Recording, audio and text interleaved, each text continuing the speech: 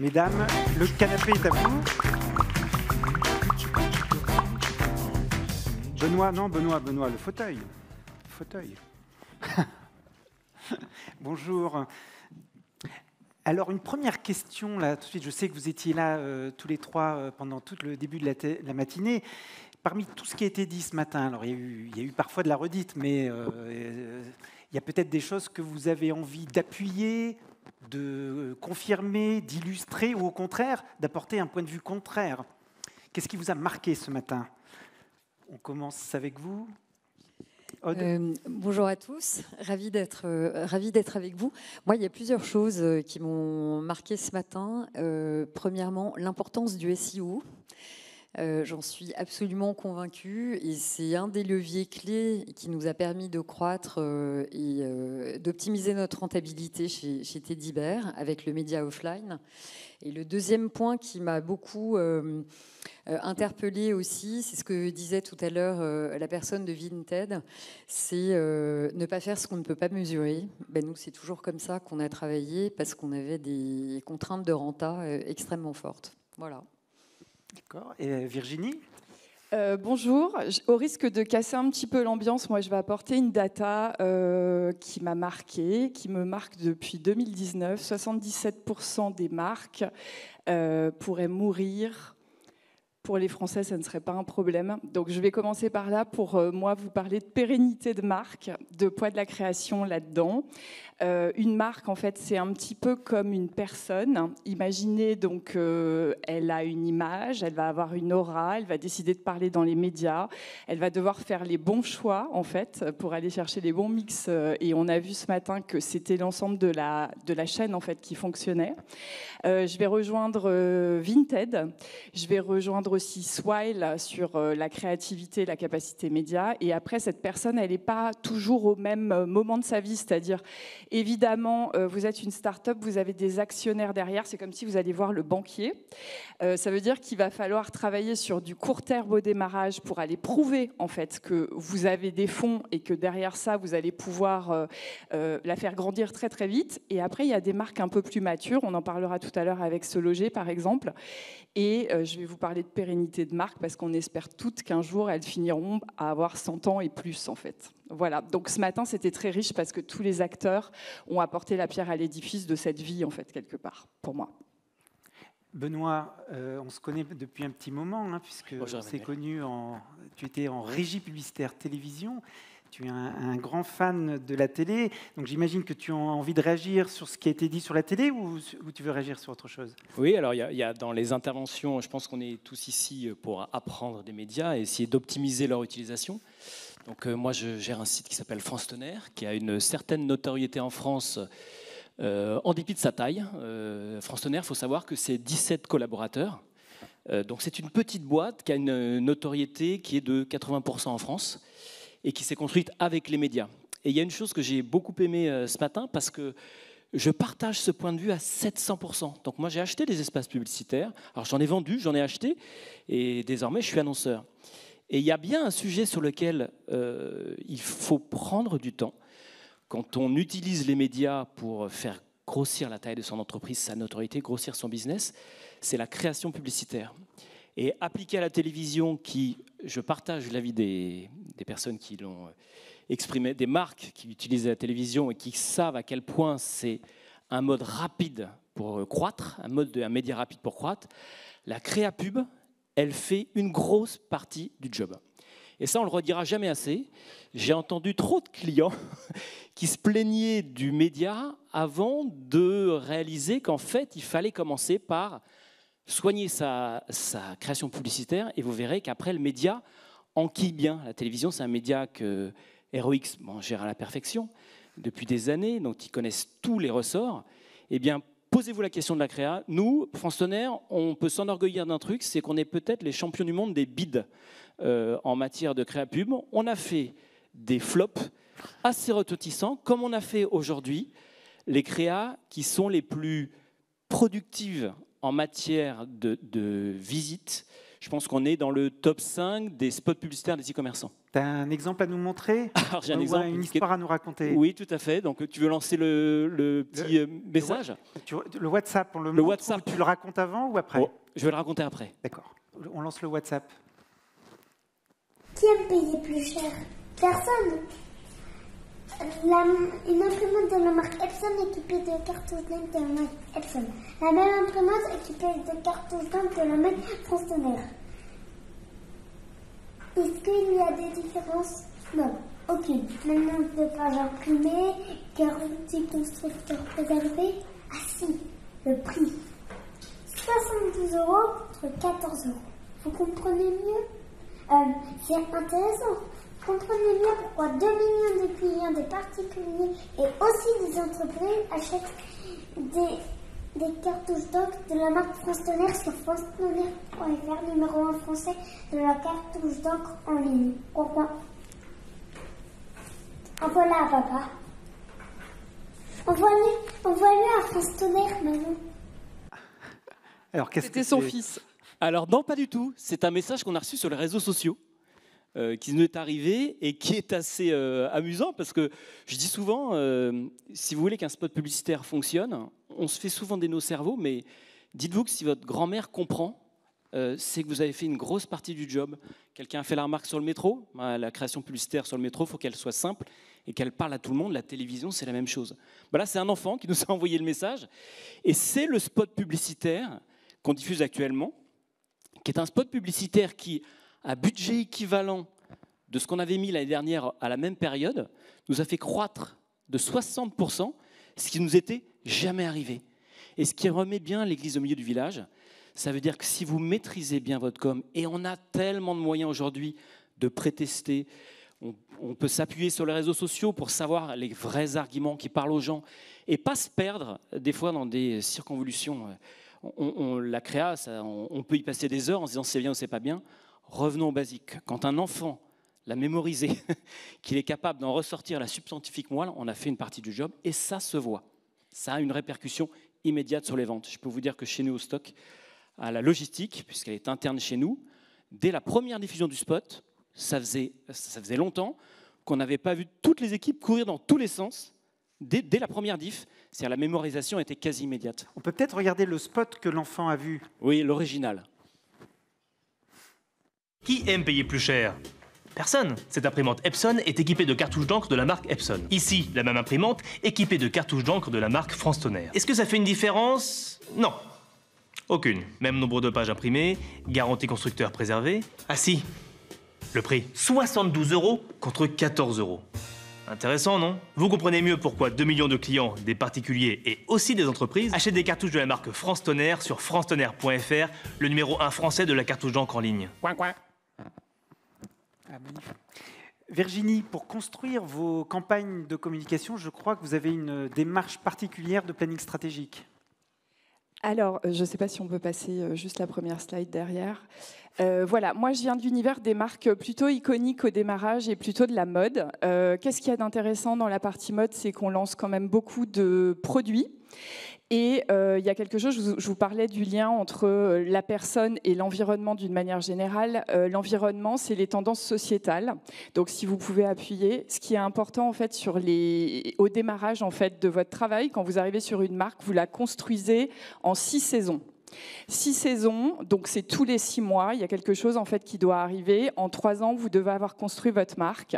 La première chose, c'est de la positionner. Donc là, on se parle de Se Loger, puisque je suis depuis 2 ans chez Se Loger, sur le fait de mapper des plateformes qui pourraient être aspirationnelles. Pourquoi aspirationnelles? Parce que dans le milieu de l'immobilier, il y a Immobile. Donc ça ne bouge pas beaucoup, mais on va créer du mouvement dans l'immobilier. Par rapport à ça, on est allé mapper, donc vous voyez par exemple un Swile qui était dans la 3e tendance, toutes les marques un petit peu aspirationnelles qui nous intéressaient pour positionner derrière Se Loger. Et là-dessus, on est allé se dire, pour Se Loger par exemple, on va aller travailler sur le super moteur de recherche, le côté social platform, parce que c'est l'air du temps, vous êtes des startups, vous êtes hyper sexy, et des marques comme ça qui ont 30 ans doivent à un moment donné prendre votre sexiness, et le lien humain, alors on va se parler de Vinted tout à l'heure, qui est aussi une de nos références. Si vous passez en fait le point, D'une manière générale, si vous construisez cette marque, il y a 3 façons, il y a 3 bulles. La première, on en a parlé tout à l'heure, c'était la partie notoriété, le bon réflexe, le fait d'être connu, reconnu. Le deuxième, c'est la considération, donc c'est le drive to web, c'est les 40% en fait de online aussi dont on parle. Et la troisième partie, qui n'est pas des moindres, mais qu'on oublie là, c'est les engagements. C'est-à-dire pour qu'une marque dure dans le temps, à un moment donné, il faut qu'elle ait des combats. Si vous prenez le Covid, tout le monde s'engageait pendant le Covid. Aujourd'hui, la tendance sociétale, elle est haute, tout le monde veut se marrer, quelque part. Donc, par rapport à ça, si on passe aussi donc ce point-là, évidemment, le but du jeu, c'est aussi, d'abord, vous ressentez par le ventre, vous êtes intuitif, vous savez que le message est bon. Derrière ça, vous allez aller chercher tous les KPIs et vous allez monitorer, comme à un moment donné, le docteur Miami, quand il fait un lifting sur une marque. Donc, par exemple, la dernière campagne Se Loger, vous allez voir un exemple derrière, elle a créé plus 97% de coûts à la visite supplémentaires. Et par rapport à ça, en fait, on a explosé les KPIs un petit peu partout. Vous êtes sur des marques très construites. Qui dit construite, c'est qu'à un moment donné...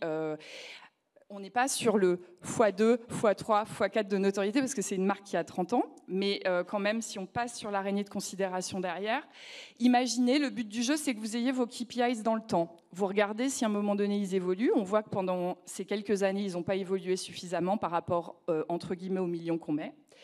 Et vous dressez comme un docteur, en fait, qui regarde une radio, cette araignée de considération, c'est un brand index. Par rapport à ça, vous arrivez à voir où vous devez travailler. Si, par exemple, à un moment donné, le buzz n'est pas bien travaillé, ce sont les médias. Vous allez devoir travailler le buzz. Si, à un moment donné, vous devez travailler la quality, si vous avez des problèmes de fraude, par exemple, vous allez devoir travailler cette partie-là. Et comme ça, vous arrivez à cibler et à trouver quelque chose de vraiment très différent sur votre marque que vous devez travailler. Voilà, je vais vous demander de regarder le spot juste derrière. Et juste pour reparler de la création et les tips que je peux vous donner, il y a toujours une partie comédie, c'est le ventre, c'est à un moment donné le lien et l'émotion que vous allez trouver avec votre consommateur. Derrière ça, vous allez trouver toujours un cri à la fin. C'est hyper important d'avoir un rappel à la marque. Et on en a parlé tout à l'heure, une caution avec le site immobilier préféré des Français. Voilà. On regarde le spot.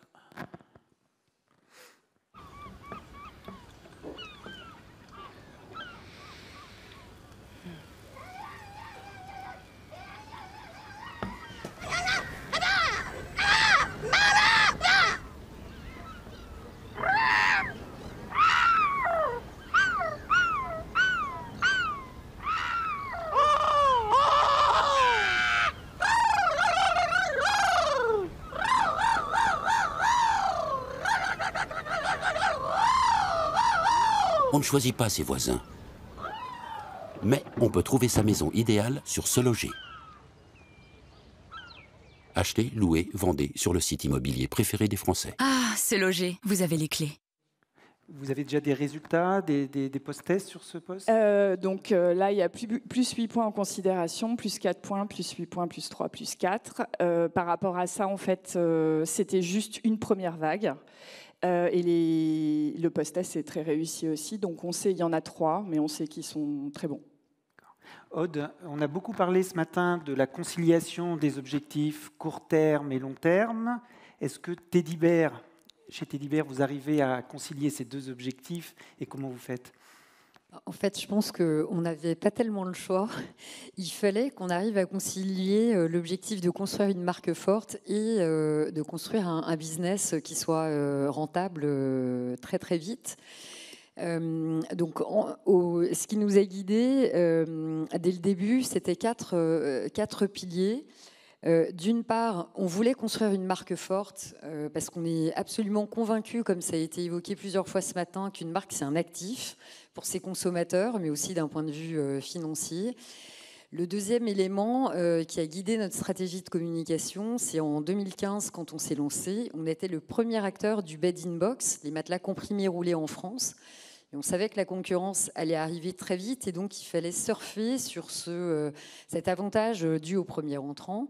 On vendait un matelas, tout le monde en a besoin, donc il fallait qu'on tape fort et puissant. Et puis évidemment, on voulait développer notre marque et nos ventes, mais pas à n'importe quel prix. Donc tous ces éléments nous ont construit à mettre en place une stratégie de communication-acquisition, comme j'ai envie de l'appeler, Peut-être aussi parce que moi, j'avais la chance de piloter tous les leviers, à la fois les leviers branding et performance, ce qui fait que contrairement à ce qui peut être fait dans pas mal d'organisations, nous, on n'a jamais opposé les deux, mais on les a toujours combinés, bien au contraire. Et je pense que c'est ce qui a fait une partie de la croissance de Teddy Bear. Et comment on y est arrivé? En fait, on a eu plusieurs facteurs clés de succès. D'abord, très très vite, et ça a été évoqué aussi plusieurs fois ce matin, on est parti offline. On a commencé par l'affichage en 2016, on a enchaîné par la télé en 2017, et la croissance de Teddy Bear n'aurait jamais été ce qu'elle est aujourd'hui sans ces leviers qui restent de formidables accélérateurs de croissance et des leviers clés pour construire la notoriété et la crédibilité d'une marque. Mais en parallèle de ces très forts investissements offline, en tout cas à notre échelle à l'époque, on a profité des périodes où on n'était pas en offline pour prendre le relais avec le SIA et le SEO, autre levier clé qui a été évoqué tout à l'heure, qui nous permettait de surfer sur la rémanence de la télé, de générer des ventes, mais avec un ROI court terme qui était beaucoup plus important. Ensuite, dans nos créas publicitaires, on a toujours veillé à avoir des créas qui sortent des codes. On a très rarement, alors là je m'inscris un peu en faux par rapport à des choses qui ont été dites ce matin, mais ça c'est une de nos affiches métro. On n'a jamais montré un matelas sur notre affiche métro. Pourquoi? Parce que moi je voulais pas faire la pub de la collective du matelas, ça m'intéresse pas. Je voulais faire la pub de Teddy Bear. Je voulais interpeller, je voulais que les gens se disent tiens, il y a un nouvel acteur, ça a l'air intéressant. Un peu comme un teasing, et donner envie aux gens de venir sur notre site. Et c'est ce qui s'est passé avec l'affiche, qui a été un carton, et c'est aussi ce qui s'est passé avec notre spot télé, où on voit assez peu en fait notre matelas. Et puis après, les autres éléments qui ont été structurants dans le succès de cette communication acquisition, c'est le tracking. Mesurer absolument tout ce qu'on fait, à la fois avec des outils de tracking télé très fins qu'on a branchés dès le début pour nous aider à mesurer l'impact de l'accompagnement en média planning apporté par ROX, et aussi une CDP, une Customer Data Platform, qui nous permet de mesurer à la fois l'impact de la télé, mais comment la télé interagit avec tous nos autres canaux d'acquisition online. Et ça nous permet d'être dans une stratégie d'optimisation absolument continue de tout ce qu'on fait. Et ça a plutôt pas trop mal marché, parce que Teddy Bear, en 7 ans, est rentré dans le top 10 des marques de matelas les plus connues en France. On a plus de 40% de notoriété. Un business de 50 millions d'euros qui est rentable depuis 5 ou 6 ans maintenant. Voilà.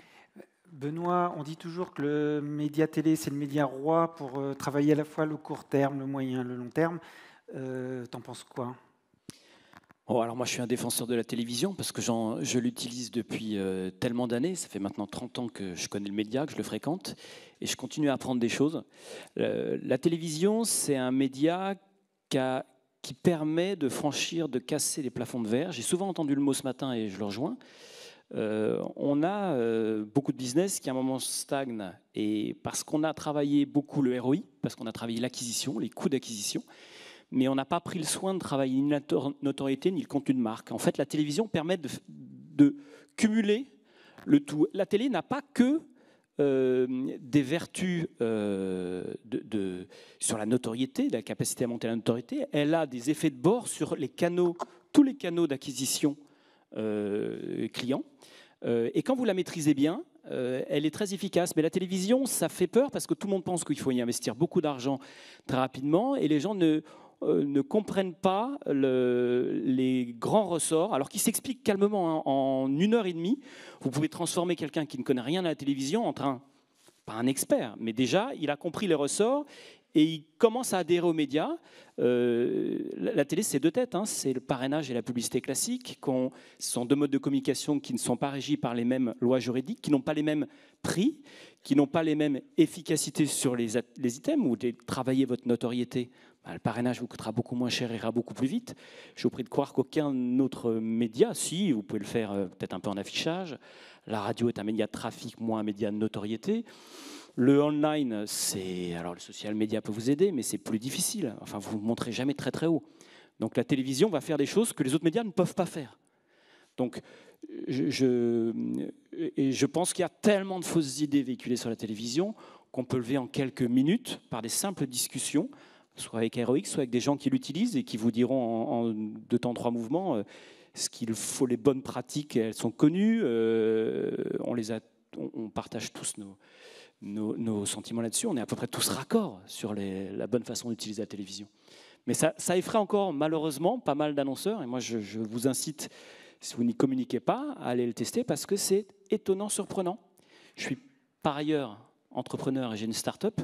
Je pense qu'on est la seule start-up de France à avoir fait de la télévision au bout de 4 mois d'existence. Voilà. Je peux vous dire que c'est efficace. En tout cas, moi, je l'ai vu, ton spot. Je te remercie. Alors, pour terminer, on va faire un dernier tour de table. Quels sont les 2-3 conseils que vous donneriez donc, aux startups qui sont ici présentes, qui démarrent en publicité? Quels sont les pièges à éviter, les opportunités à saisir? Moi, je dirais, soyez très bon ou très mauvais, mais ne soyez pas au milieu. C'est-à-dire que si vous avez un positionnement, tenez-le, et tenez-le pendant 10 ans. Je pense à McDo, venez comme vous êtes, qui a 10 ans par exemple, voilà, qui n'est pas forcément une start-up, mais c'est bien d'être vraiment longiligne dans le temps. Et le second, alors c'était un petit peu... pour revenir à l'enfant, il faut que vraiment un enfant de 10 ans arrive à retenir le spot. Voilà. Et sur les médias, je dirais aussi, n'arrosez pas le géranium avec le Canadair, ça veut dire à un moment donné, ciblez bien, n'allez pas prendre des choses tout azimut si à un moment donné vous avez une région, et faites-vous bien accompagner par les bonnes agences. Voilà. Moi, j'aurais envie de dire peut-être 3 choses. Soyez très clair sur le message que vous voulez faire passer. Si vous voulez tout raconter, ça ne va pas marcher. Donc, un message, ça vous permettra de bien briefer votre agence. Moi, j'avais un de mes mentors chez Unilever qui me disait shit in, shit out. Donc, si le brief fait à l'agence n'est pas bon, on ne peut pas reprocher à l'agence après d'avoir fait un mauvais spot télé. Et je crois que c'est hyper important. Et aussi veiller à tout mesurer et à se poser la question en amont, avant de lancer des campagnes, de la manière dont on veut les mesurer, quels vont être les KPI et quels vont être les outils aussi. Et je rejoins complètement Virginie sur le fait de garder une vraie cohérence de positionnement dans le temps, donner des coups de barre à droite, à gauche. Pour moi, c'est assez difficile, surtout quand on n'a pas beaucoup d'argent, quand on démarre. Il vaut mieux se tenir à un axe, le creuser, quitte à l'optimiser après au fil du temps. Benoît, la conclusion. Alors moi, j'aurais un propos qui va être un peu tradit, mais c'est soyez audacieux. Notre pire ennemi, c'est toujours nous-mêmes. On s'auto-limite en permanence. Je vous redonne juste l'histoire du patron de France Tonnerre qui, un jour, s'est levé le matin et s'est dit « je vais aller en télévision ». Il avait 2 salariés. Il habitait au fin fond de la baie de Somme et il a appelé toutes les régies publicitaires et le seul clampin sur lequel il soit tombé, c'est moi. À l'époque, j'étais chez TF1 Publicité. Et quand j'ai découvert la taille de sa boîte et ses ambitions, c'était clairement problématique pour la plupart des gens. Nous, on s'est dit qu'on allait le prendre du côté positif, qu'on allait y arriver. Et on est arrivé petit à petit à en faire le leader français de la vente de cartouches d'encre en France. Voilà. Donc il a été plus audacieux que ne peuvent l'être la plupart des gens parce qu'il ne s'est pas limité. Et inversement, moi j'ai fait une réponse sans me limiter. Donc allez-y, on peut aller loin et haut. Et puis le dernier conseil que je vous donnerais, c'est si vous hésitez, on est tous passés par ces hésitations-là. Je pense que c'est en se parlant que vous arriverez à faire sauter les limites que vous pouvez avoir. C'est en appelant des gens qui ont déjà vécu les mêmes peurs que vous, le même questionnement, la peur de sauter dans le vide par moment. Les médias, c'est ça. Et si je rebondis sur le média télé, je dis toujours à quelqu'un, oui, à un moment, on va sauter dans le vide. Voilà, on ne peut pas acheter le résultat. On peut acheter la façon d'y arriver, mais on ne peut pas acheter le résultat. Bon, ben merci pour tous vos conseils.